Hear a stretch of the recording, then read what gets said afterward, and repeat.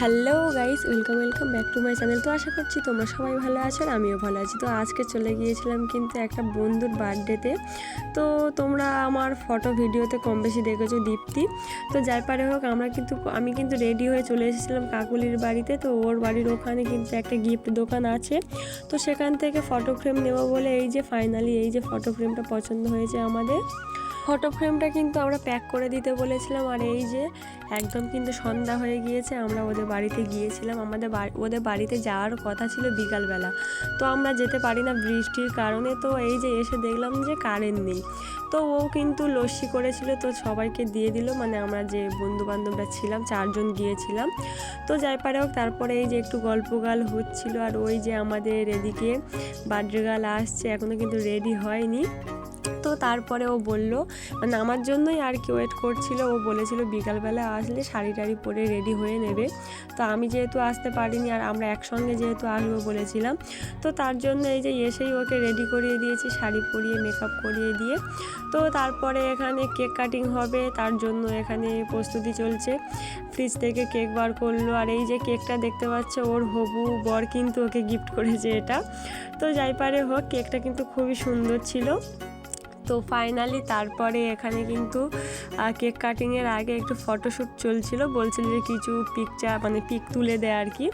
তো তারপরে এখানে সবাই এসেছিলো, ওর ভাই বোনরা, মানে পাশের বাড়ি ভাই বোন আরও যারা যারা ছিল আর কি, ঠাম্মা টাম্মা সবাই। তো আসতে এখানে কিন্তু ও প্রথমে কেকটা কেটে নিয়েছিল, আর এই যে দেখতে পাচ্ছ সব কিছু কেক কাটিং শেষ। তারপরে আমরা যে গিফটটা দিয়েছিলাম মানে 4 জন মিলে, তো সেটাই এখানে খুলছিল। আর আমি কিন্তু এখানে দুটো ফোন ধরে আছি, মানে আমার ফোন আর দীপ্তির ফোন, মানে ওর হাজব্যান্ড, মানে হবু হাজব্যান্ড আর কি, ভিডিও কল করেছিল, দেখাতে বলছিল। তো যাই পারে হোক ও কিন্তু গিফটটাও আনবক্সিং করে নিয়েছে। আর তারপরে কিন্তু আমরা এখানে খাওয়া দাওয়া করতে বসে পড়েছি, যেহেতু রাত হয়ে গিয়েছে, যে যার বাড়িতে যেতে হবে। তো আমার বাড়ি তো কাছাকাছি, আর ওই সুদীপ্ত অনুপম ওদের বাড়ি একটু দূরে, তো ওদের যেতে লেট হবে ওই জন্য। তো এখানে কিন্তু খাবার আয়োজন কিন্তু ভালো হয়েছিল। এখানে লুচি, আলুর দম, পোলাও আর পায়েস, মিষ্টি।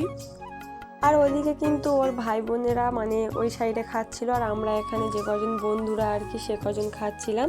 তো এখানে এই যে বার্থডে গার্ল আর আমরা 4 জন, তো যাই পারে হোক এখানে খাওয়া দাওয়া করে নিচ্ছিলাম। আর এখানে একটু হাসাহাসি হচ্ছিল আর কি, মানে বন্ধু বান্ধবরা পড়লে।